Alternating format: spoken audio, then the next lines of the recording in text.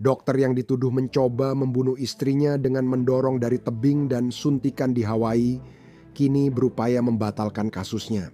Dan saya akan memberitahu Anda beberapa argumen yang sangat menarik yang mungkin berhasil. Mungkin berhasil. Kami akan menghadirkan seorang ahli hukum pidana untuk membahasnya. Selamat datang di Sidebar dari Law and Crime. Saya Jesse Weber. Baiklah, saya ingin memberitahu Anda tentang sesuatu yang kami gunakan di Sidebar yang menurut saya bisa sangat berguna untuk Anda. Ini adalah Truth Finder, layanan pencarian catatan publik yang kuat yang kami gunakan untuk melakukan riset di sini di Law and Crime. Tapi untuk Anda cukup memasukkan sebuah nama, Anda akan mendapatkan informasi alamat, Anda akan mendapatkan riwayat kriminal, dan izinkan saya katakan bahwa itu bisa memberi Anda ketenangan pikiran. Truth Finder adalah layanan pencarian catatan publik terbesar di Amerika Serikat. Dengan berlangganan, Anda bisa mengakses laporan tanpa batas tentang hampir siapa saja, termasuk mencari pelaku kejahatan seksual di daerah Anda. Tetap terinformasi dan aman. Cek catatan publik di Truth Finder Now di truthfinder.com. _LC Sidebar. Ada pembaruan hukum penting pada cerita yang pernah kami bahas di Sidebar ini. Dan ini berkaitan dengan ahli anestesi, Dr. Gerhard Koenig, yang didakwa dengan percobaan pembunuhan tingkat 2 karena diduga mencoba melempar istrinya dari tebing di Hawaii. Dan kemudian diduga melanjutkan dengan memukul istrinya menggunakan batu dan mencoba menyuntiknya dengan jarum suntik. Sekarang, pengacaranya sedang berusaha agar seluruh kasus ini dibatalkan. Pertanyaannya, apakah itu akan berhasil? Saya akan bilang tidak tahu. Setelah membaca ini, membuat Anda berhenti dan bertanya-tanya. Sekarang, hal ini jarang dibahas atau diminta, tapi mungkin ada sesuatu. Jadi kita akan membahasnya, termasuk semua argumen dan dokumen pengadilan baru. Ada hal dari penuntut yang perlu dibahas. Ini menarik, tapi saya tak bisa membahasnya tanpa memberi Anda latar belakangnya, kan? Jadi kita punya Gerhard dan istrinya, Ariel Koenig. Mereka tinggal di rumah senilai 15 juta di komunitas pribadi pegunungan West Maui, Hawaii, menurut orang-orang.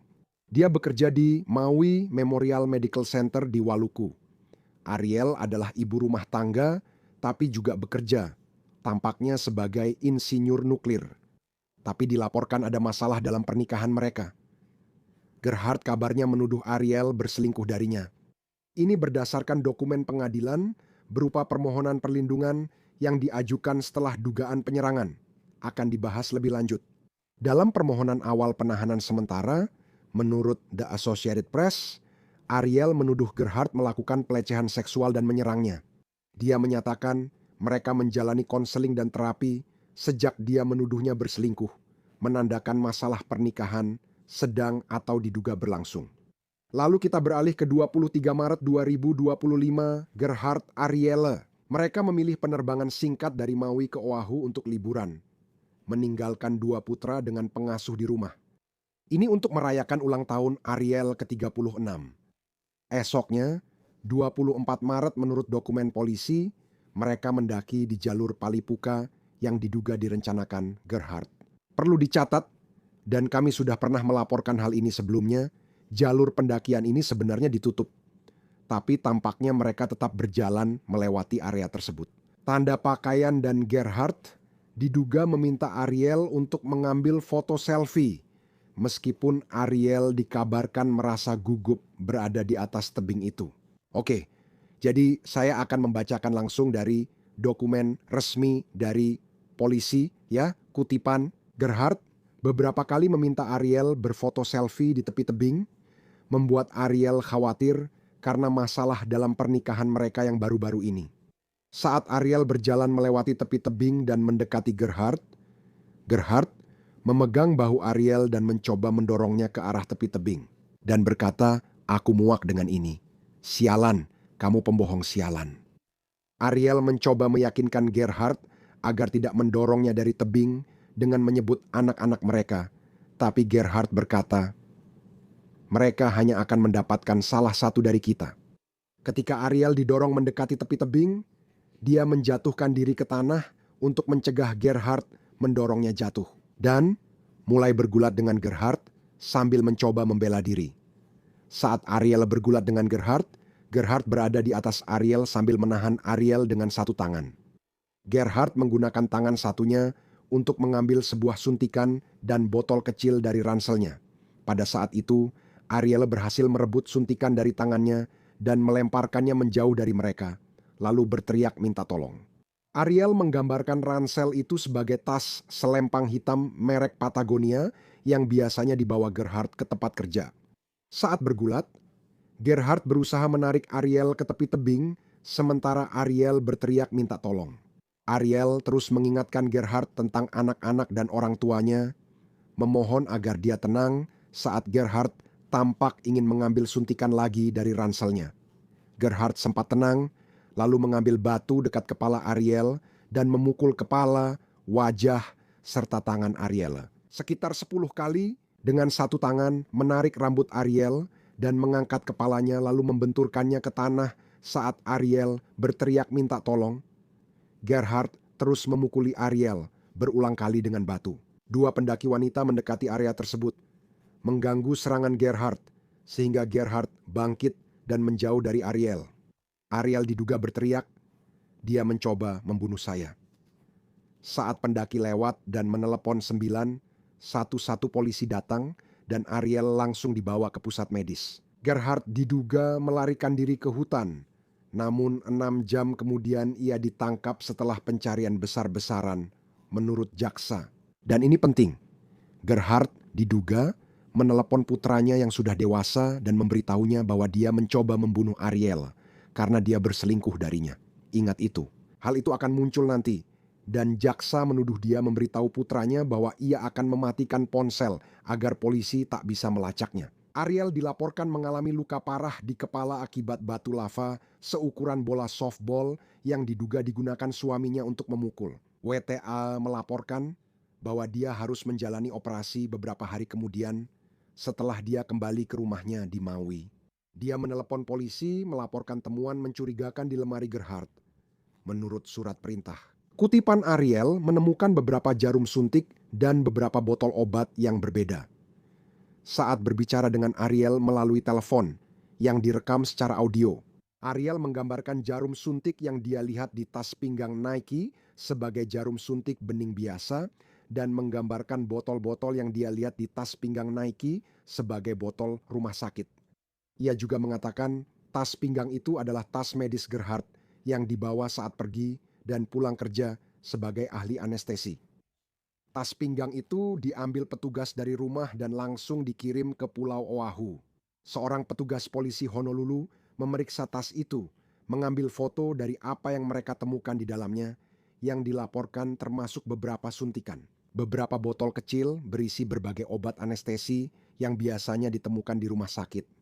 Sekarang, jelas sekali, dalam langkah yang tidak mengejutkan, Ariel mengajukan gugatan cerai dari Gerhard. Dan meskipun awalnya dia mengajukan permohonan perintah penahanan sementara terhadapnya, tampaknya dia membatalkannya. Apalagi dengan dia yang sedang dipenjara menunggu persidangan. Pengacaranya pada dasarnya menyatakan bahwa ini hanyalah cara untuk sekarang fokus pada kasus pidana. Jadi, lupakan semua itu dulu, oke?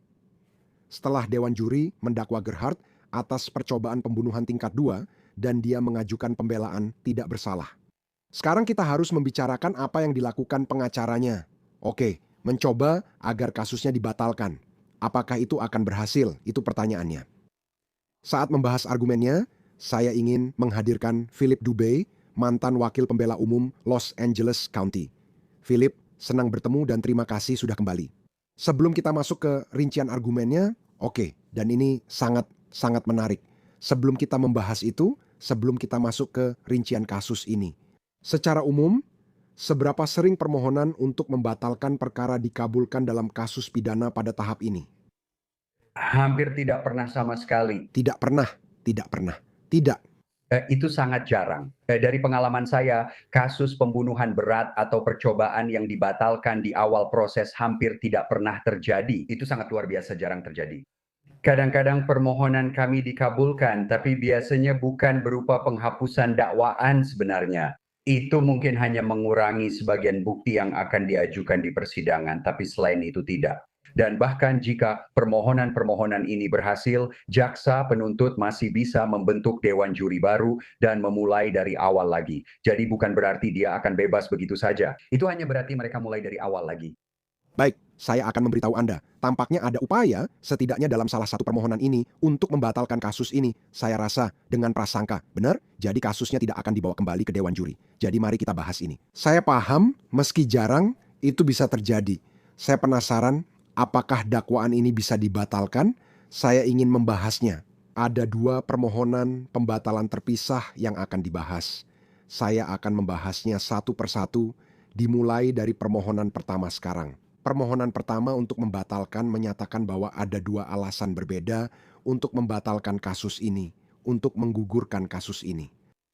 Pertama, argumennya adalah bahwa jaksa tidak menyampaikan bukti yang meringankan kepada Dewan Juri yang mendakwa Gerhard. Artinya bukti yang menunjukkan bahwa dia tidak bersalah atas kejahatan tersebut. Jadi sekarang pertanyaan Anda mungkin, bukti apa yang mereka bicarakan? Nah, mereka merujuk pada formulir dokter yang tampaknya diisi oleh 2 dokter. Yang menurut pihak pembela di sini menunjukkan, menurut pendapat mereka, bahwa para dokter ini menyimpulkan bahwa cedera Ariel, kutip, tidak menimbulkan risiko kematian yang signifikan. Mengapa itu penting? Saya jelaskan. Pihak pembela berargumen bahwa untuk membuktikan percobaan pembunuhan tingkat 2, harus ada bukti terdakwa melakukan langkah besar dengan niat membunuh.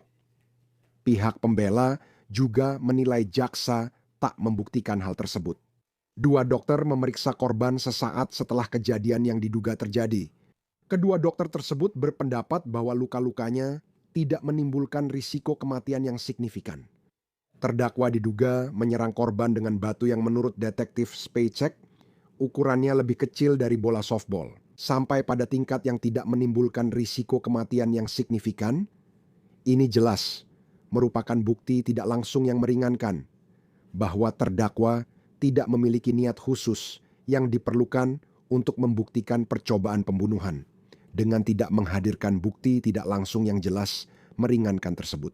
Oleh karena itu, negara telah menyesatkan Dewan Juri dengan cara yang secara merugikan melemahkan independensi dan ketidakberpihakan Dewan Juri. Sekarang, saya akan memberitahu Anda, saya sudah melihat laporan dokter atau laporan dokter yang tampaknya disertakan sebagai bukti di sini. Dan selanjutnya, apakah cedera tersebut menimbulkan risiko kematian yang signifikan? Ada tanda centang di kotak yang bertuliskan, tidak. Oke, Philip, silakan lanjutkan. Apakah ini argumen yang bagus? Karena pada dasarnya, maksud saya, kecuali saya salah, sebenarnya tidak ada cara dia bisa membunuhnya dengan batu itu. Bukankah bisa dikatakan dia bisa membunuhnya? Tapi ini percobaan pembunuhan tingkat 2. Dia memang bisa membunuh, hanya tindakannya belum selesai. Itulah tepatnya masalah yang dihadapi oleh dokter yang baik di sini. Dan saya tidak bermaksud dokter yang memberikan pendapat. Saya berbicara tentang Dokter Koenig. Ujiannya bukan apakah dia bisa menyebabkan kematian, ujiannya adalah niatnya. Singkatnya, saat dia mencoba mendorong dari tebing, menyuntik dengan jarum, atau memukul kepala dengan batu, apa niatnya? Dan fakta bahwa dia tidak mampu melaksanakan niatnya tidak berarti dia tidak bersalah, itu hanya berarti dia bersalah atas percobaan.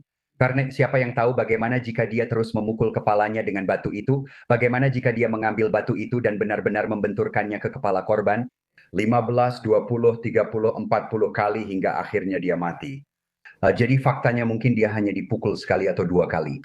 Dan mungkin saja aksinya digagalkan oleh para pendaki atau orang-orang yang sedang berjalan di jalur itu, bukan berarti aksinya tidak bisa dilakukan.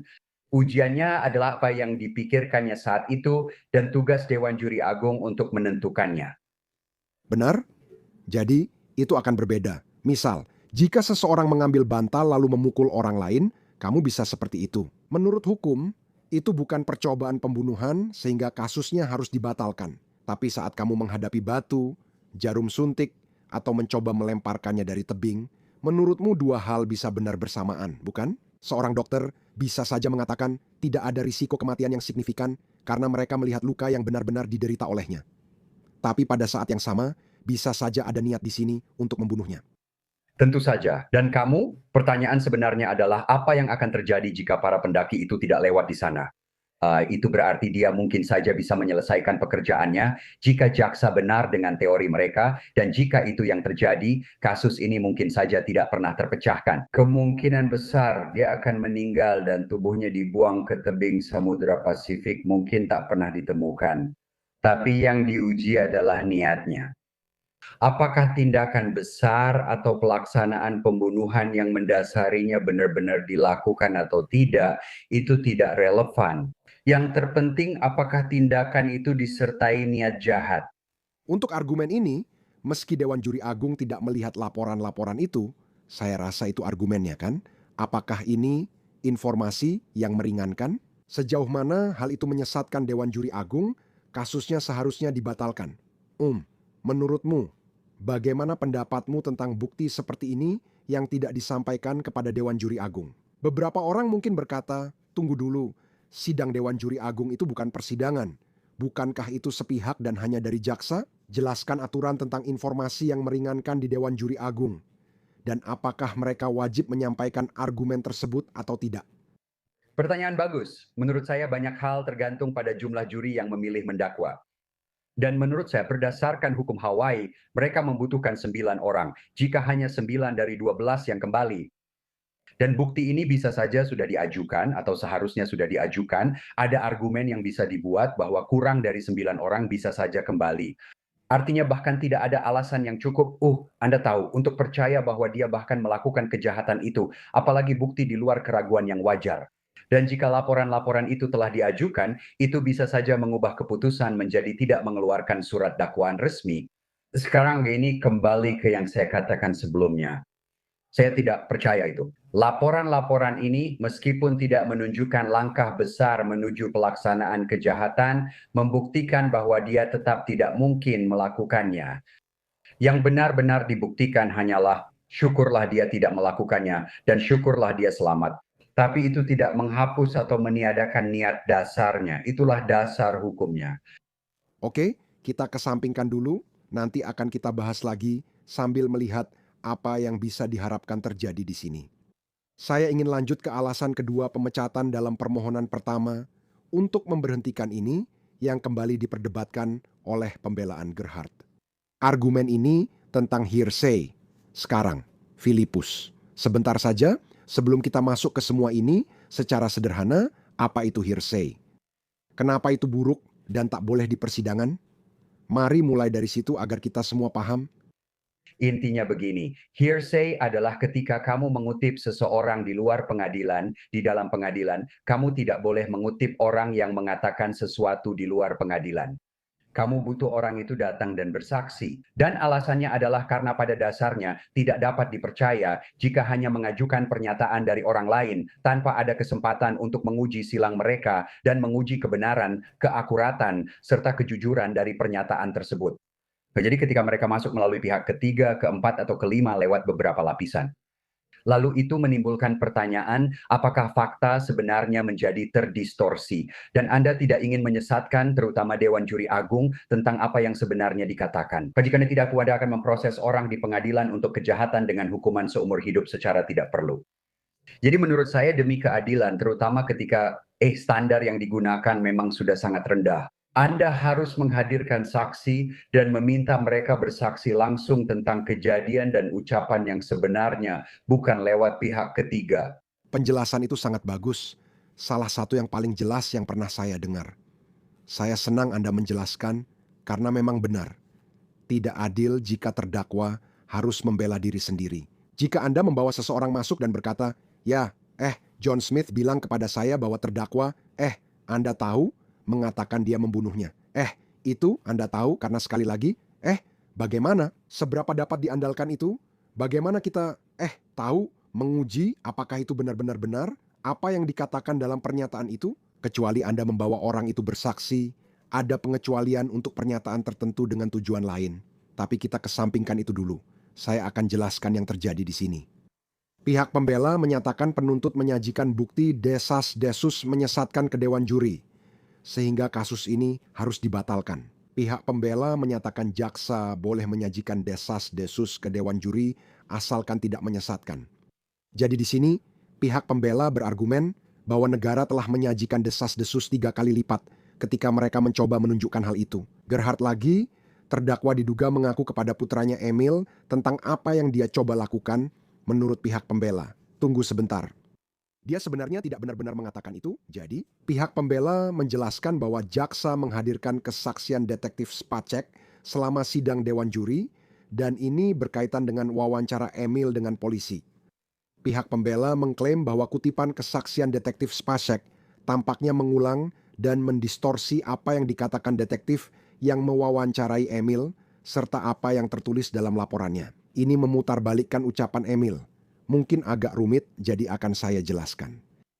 Masalah awal sebelum kita membahas ini adalah kenapa Emil tidak langsung bersaksi di hadapan dewan juri sejak awal, benar? Jika ada pertanyaan tentang apa yang diduga dia katakan, ya suruh saja dia bersaksi. Nah, itu masalah pertama kan? Suruh saja dia bersaksi tentang apa yang diduga dikatakan ayahnya. Itu masalah pertama. Karena menurut pihak pembela, detektif Space kabarnya mengatakan kepada dewan juri bahwa meskipun Emil sudah diberitahu tentang sidang dewan juri, dia tidak tersedia. Dia sedang di Pittsburgh, Pennsylvania, dan belum tahu kapan kembali ke Hawaii untuk bersaksi, kata pembela. Tunggu sebentar. Berada di Pennsylvania tidak berarti dia tidak tersedia untuk bersaksi menurut hukum. Dan untuk tujuan kesaksian tidak langsung. Dia bisa saja bersaksi melalui video, dia bisa saja bersaksi melalui telepon. Jaksa dapat memanggilnya secara resmi untuk mendapatkan kesaksiannya, dan hanya menggantikan bukti kesaksian tidak langsung tentang apa yang diduga dikatakan Emil itu tidak cukup. Oke, Philip, sebelum membahas ucapan Emil, saya harus bahas argumen awal itu. Apakah pembela benar? Apakah dia benar-benar bukan saksi yang tidak tersedia? Menurut hukum, Sama sekali tidak. Dia sepenuhnya tersedia. Ketidaktersediaan adalah istilah khusus. Tidak tersedia bukan berarti kamu sedang sibuk, punya urusan lain. Kamu mau pergi liburan. Ketidaktersediaan berarti kamu secara mental tidak sehat atau bahkan secara fisik tidak mampu datang ke pengadilan. Atau ada bahaya bahwa kamu akan melarikan diri dari yurisdiksi, hal seperti itu. Atau mereka tidak dapat menghadirkan dia melalui proses setelah melakukan upaya yang cukup. Mereka tidak memiliki semua itu. Sebaliknya, dia hanya bilang lewat telepon tidak bisa datang. Itu tidak berarti kamu secara hukum tidak tersedia, jadi itu bukan alasan. Untuk menerima semua kesaksian tidak langsung yang menyesatkan ini di hadapan dewan juri, masalah bagi dokter yang baik di sini adalah, menurut hukum Hawaii, kesaksian tidak langsung diperbolehkan dalam sidang dewan juri. Namun itu tidak boleh menyesatkan. Oke, aspek ketidaktersediaan tidak serta-merta membuatnya menyesatkan. Yang membuatnya menyesatkan adalah persis apa yang dilakukan oleh polisi. Jadi apakah dokter yang baik itu mengaku pada putranya atau justru putranya yang membuat semua kacau benar? dan begitu tidak jelas sampai membuat juri sampai pada kesimpulan tak terelakkan bahwa dia memang mengaku. Dan itu adalah tuduhan serius karena pengakuan adalah bukti terburuk terhadap terdakwa dalam persidangan pidana. 100. Jadi kita mulai dengan gagasan bahwa, oke, pembelaan sedang membuat argumen, benar? Emil mungkin akan bersaksi, jadi mari lanjut ke bagian kedua karena pembela berargumen soal tuduhan. Pada dasarnya, jaksa penuntut ingin memastikan bahwa Emil tidak tersedia untuk bersaksi agar mereka bisa masuk secara strategis. Bukti desas-desus 3 kali yang membuatnya tampak seolah-olah Gerhard mengaku. Padahal tidak. Ini adalah tuduhan mereka. Dan menurut kutipan dari pihak pembela, transkrip wawancara Emil dengan detektif MPD tidak secara jelas mencerminkan apa yang sebenarnya dikatakan dan diakui oleh terdakwa. Paling bagus. Transkrip dalam hal ini menunjukkan bahwa Emil berasumsi bahwa ayahnya telah mengaku mencoba membunuh Ariel dengan mendorongnya dari tebing. Emil awalnya mengatakan kepada detektif bahwa dia mencoba membunuhnya dengan mendorong dari tebing. Namun saat didesak soal kata-kata yang dipakai ayahnya, Emil memberitahu para detektif. Dia bilang begitu, "Yah, aku merasa agak berlebihan." Dia hanya bilang, "Aku mencoba membunuhnya." Aku tanya, di tempat mereka berdiri, mereka memang di tepi tebing. Dan dia bilang dia akan melompat, jadi aku berasumsi itu maksudnya, begitu lanjut mereka, Apa yang Emil klarifikasi kemudian adalah bahwa terdakwa tidak mengaku telah mencoba membunuhnya dengan mendorongnya dari tebing, tetapi Emil hanya berasumsi bahwa dia telah mencoba membunuhnya dengan mendorongnya dari tebing. Lanjut pihak pembela. Kutipan Detektif Pageo selanjutnya menyatakan dalam laporannya kutipan. Ketika ditanya kemudian apakah ayahnya mengakui telah mendorong Ariela dari tebing, Emil menjelaskan bahwa ayahnya mengatakannya secara tidak langsung. Emil mengatakan transkrip wawancara tak menunjukkan hal itu. Ayahnya menyampaikan secara tak langsung. Emil menegaskan bahwa ayahnya secara tidak langsung mengaku mencoba membunuh Ariel dengan mendorongnya dari tebing. Itu adalah parafras dan pilihan kata detektif, bukan kata-kata Emil. Laporan detektif Pago keliru menggambarkan ucapan Emil dengan menyebut Emil mengatakan ayahnya menyatakannya secara tidak langsung. Itu merujuk pada pengakuan mencoba mendorong Ariel dari tebing. Pembacaan yang adil terhadap penjelasan Emil adalah bahwa Emil berasumsi ayahnya telah mengaku, bukan bahwa ayahnya secara eksplisit telah mengaku. Kesaksian juri agung, detektif Spacek, mengulangi isi laporan detektif Pagueo. Terkait klarifikasi Emil, detektif Spacek menyatakan kepada juri agung, kutip, ya, dia, Anda tahu, pada awalnya. Dia bilang ayahnya, Gerhard, mengaku mencoba membunuh Ariel dengan mendorongnya dari tebing. Namun, dia lalu mengklarifikasi bahwa Gerhard menyampaikan komentar itu secara tidak langsung. Detektif Spacek tidak hanya mengaitkan komentar Pagueo kepada Emil, tapi juga sepakat dengan pengakuan Emil bahwa ia mengira ayahnya mencoba mendorong Ariel dari tebing. Dari tebing bukan berarti ayahnya secara eksplisit mengakuinya. Jadi, meskipun laporan detektif Pago, walaupun cacat, setidaknya mencantumkan komentar tentang Emil yang mengira sesuatu, kesaksian juri agung detektif Spacek sama sekali menghilangkan penyebutan bahwa Emil mengira apapun. Sementara, kesaksian berantai 3 kali itu sangat ambigu dan membingungkan. Kesaksian langsung dari Emil di sidang juri agung bisa saja memperjelas ambiguitas dalam kesaksian tidak langsung tersebut. Philip, bagaimana pendapatmu? Dan inilah alasan mengapa hukum Hawaii memiliki aturan bahwa meskipun kesaksian tidak langsung dapat diterima di hadapan juri agung, kesaksian tersebut tidak boleh menyesatkan.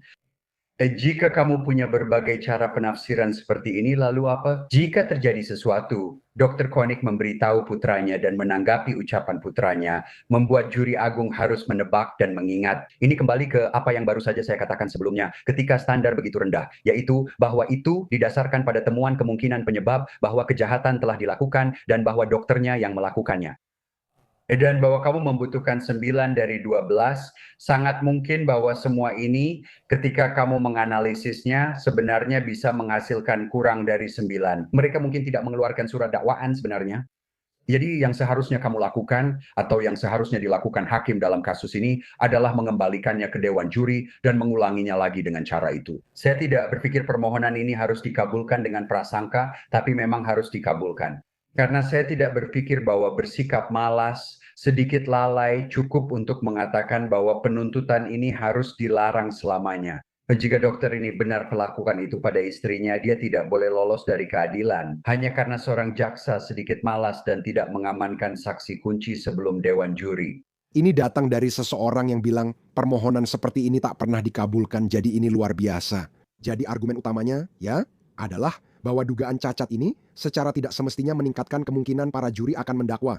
Dan dengan kata lain bahwa seandainya para juri tahu itu. Dokter menyimpulkan tidak ada risiko kematian signifikan dan Gerhard tidak benar-benar mengaku.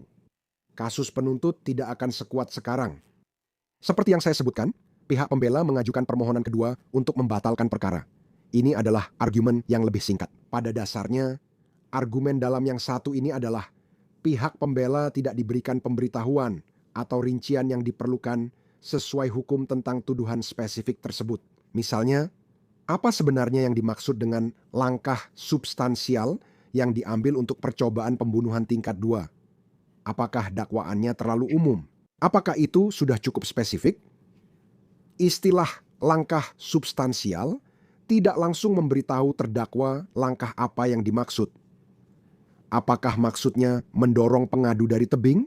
Apakah itu mencoba menyuntik dengan zat tak dikenal dari botol dan 2 jarum suntik yang belum ditemukan? Atau apakah itu memukulnya dengan batu yang lebih kecil dari bola softball dan menyebabkan luka yang tidak menimbulkan risiko kematian yang signifikan? Jelas mereka memberikan sedikit warna pada interpretasi mereka terhadap bukti di sana.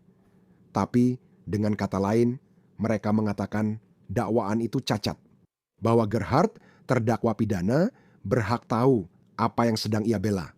Pihak pembela meminta pengadilan untuk membatalkan kasus ini, atau seharusnya mereka. Bahwa penuntut harus diwajibkan untuk mengajukan yang dalam hukum kita sebut sebagai Bill of Particulars, pada dasarnya rincian lebih lanjut dari tuduhan tersebut. Jadi mereka paham apa yang mereka dukung. Sebenarnya, langkah penting apa di sini? Philip, bagaimana pendapatmu tentang permohonan kedua pembatalan ini? Saya pikir ini ada dasarnya jika masalah ini dibawa ke persidangan. Teori jaksa penuntut adalah bahwa kematian itu akan disebabkan oleh suntikan, batu, atau didorong dari tebing. Pihak pembela berhak mendapatkan instruksi kesepakatan bulat, di mana juri harus memutuskan di luar keraguan yang wajar bahwa satu atau lebih dari langkah-langkah penting tersebut benar-benar dilakukan. Dan jika Anda tidak memiliki teori yang jelas yang menjadi dasar jaksa penuntut, hal itu menempatkan pihak pembela dalam posisi yang sulit karena harus menebak-nebak. Mereka seharusnya tidak perlu bersiap-siap dan mempersiapkan diri untuk menangkis semua bukti terhadap ketiganya sekaligus. Jadi mereka berhak mendapatkan kejelasan tentang hal itu sesuai dengan proses hukum yang berlaku. Anda mengembalikannya untuk rincian khusus tanpa harus membatalkannya dengan prasangka dan juri bisa kembali. Anda tidak pernah tahu. Mungkin ada 4 orang bilang, kami pikir dia akan pakai batu. 3 orang lagi berkata, kami tak tahu isi suntikan itu. Siapa yang tahu? Ya, dia mungkin membawanya karena dia dokter, Anda tahu. Anda mungkin mendapat 2 orang yang kembali dan berkata, saya tidak percaya dia mendorongnya dari tebing karena menurut saya mereka tidak cukup dekat ke tepi. Jadi ini semacam entahlah teori yang sebenarnya tidak bisa dilakukan karena secara fisik itu akan mustahil. Tapi intinya adalah saya pikir ini seharusnya dikembalikan untuk mendapatkan rincian yang lebih spesifik agar pihak pembela tahu apa yang harus dibela saat persidangan. Jadi, dengan kata lain, ketika ada 9 Februari di sini, dan Anda akan mendengar argumen-argumen ini diulang kembali oleh pihak pembela, dan Anda akan mendengar argumen tandingan dari jaksa penuntut. Mereka mungkin bilang, ini bukan info yang meringankan atau menyesatkan, saksi tidak tersedia, dan sudah ada langkah signifikan. Sudah jelas pembicaraan kita, hakim harus memutuskan. Jadi Anda percaya ketika semuanya sudah selesai, hakim mungkin benar-benar membatalkan dakwaan ini, mengirimkannya kembali ke dewan juri, dengan semua hal ini diperbaiki, dan mungkin bahkan surat dakwaan yang lebih rinci diperintahkan, sehingga pihak pembela memiliki pemahaman yang lebih baik tentang apa langkah penting yang dimaksud. Jadi meski permohonan seperti ini jarang dikabulkan, Anda pikir permohonan ini bisa dikabulkan sebagian? Ya, hanya saja tidak dengan prasangka. Benar? Kamu paham maksudku. Jadi penuntut tetap punya kesempatan lagi dan tidak akan dilarang. Kesalahan oleh jaksa memang sering terjadi di sistem peradilan. Itu tidak berarti mereka sengaja mencoba menipu pihak lain, itu hanya berarti mereka sedikit ceroboh. Kita bukan bertugas untuk menghukum salah satu pihak, pada akhirnya kita mencari kebenaran, itulah inti sistem peradilan. Bukan sekadar mengejar momen aku menangkapmu, kamu tidak melakukannya kan, ini juga tidak dirinci kan. Oleh karena itu dokter yang baik itu dibebaskan. Tidak mungkin di Hawaii. Izinkan saya menanyakan satu hal lagi yang harus saya bahas. Jadi jaksa, kali ini bukan pembela, jaksa, penuntut. Mereka mengajukan sesuatu dan itu tentang bagaimana Gerhard, benar, terdakwa, dilaporkan tentang dia yang tidak mengatakan apa-apa kepada polisi sebelum dia ditangkap. Dan bagaimana itu bisa digunakan melawan dia, jadi izinkan saya memperjelas, itu mungkin digunakan melawannya jika dia bersaksi di persidangan. Izinkan saya jelaskan. Semua tahu terdakwa pidana berhak tidak memberatkan diri sendiri, tapi jaksa berpendapat sebaliknya. Itu tidak berarti bahwa keputusan Anda untuk tetap diam tidak bisa digunakan sebagai bukti pemakzulan jika Anda bersaksi. Artinya bukti untuk menunjukkan bahwa Anda tidak berkata jujur. Jadi di sini inilah yang tertulis. Kutipannya seperti ini. Terdakwa tidak menghubungi polisi atau layanan darurat sebelum ditangkap pada 24 Maret 2025 meski punya waktu sekitar 8 jam antara kejadian dan penangkapan. Juri dapat menyimpulkan bahwa seseorang yang wajar dalam posisi terdakwa sebelum penangkapan secara alami akan segera maju untuk membagikan cerita yang tampaknya dapat membebaskannya secepat mungkin. Diamnya sebelum penangkapan memiliki nilai pembuktian yang cukup terkait kredibilitas terdakwa, dan oleh karena itu merupakan subjek yang adil untuk pemeriksaan silang. Negara dapat meminta informasi bahwa dia tidak memberikan ceritanya kepada polisi sebelum penangkapan sebagai isu kredibilitas yang sah yang menjadi pertimbangan juri. Jadi, dengan kata lain Philip, mereka mengatakan, "Hei, dengar, dia memutuskan untuk bersaksi dan membela dirinya sendiri." Mereka sepenuhnya berhak untuk bertanya, "Kenapa kamu tidak menceritakan kisahmu kepada polisi? Kenapa kamu tidak menceritakan kisahmu kepada petugas pertama di lokasi? Kenapa kamu tidak bersikeras? Ya ampun, ini bukan yang terjadi, ini bukan yang terjadi." Apakah mereka benar? Bisakah mereka memasukkan atau menanyakannya saat dia bersaksi? Mahkamah Agung Amerika Serikat memutuskan pada 60-an bahwa diam sebelum penangkapan bisa dijadikan bukti terhadap terdakwa yang bersaksi jika relevan. Kamu tidak bisa sembarangan membuat cerita atau membahas soal diam. Itu terjadi 3 tahun sebelum penangkapan. Jika terjadi saat atau sekitar waktu kejahatan dan penangkapan, itu bisa jadi bukti. Namun, apakah pengadilan akan mengizinkan? Memberi kesaksian di persidangan berisiko dan menjadi keputusan hakim, bukan kewajiban. Kamu melakukannya atas risiko sendiri. Dan dia harus siap jika dia bersaksi untuk memberikan penjelasan, karena mereka akan bertanya kenapa dia tidak secara sukarela memberikan informasi tertentu. Sekarang untuk bersikap adil kepada dokter yang baik, dan saya sering mengatakan ini, kamu tahu meskipun dia seorang dokter dan terdidik di bidangnya, dia mungkin belum pernah menjadi tersangka kriminal sebelumnya. Dia mungkin sama sekali tidak tahu apa yang dia ketahui atau tidak ketahui itu bahkan relevan dengan penyelidikan kriminal. Menurut saya menuntut orang sipil memenuhi standar itu tidak adil. Namun hal seperti itu sebaiknya disampaikan dalam argumen penutupan kepada juri. Dan dia harus menjelaskan setiap tindakan diam atau kelalaian untuk menghindari hukuman, karena menurut hukum Hawaii, tuduhan ini bisa dihukum seumur hidup. Philip Dubé, bro, saya kangen kamu, luar biasa. Terima kasih banyak, analisis kamu luar biasa dalam hal ini.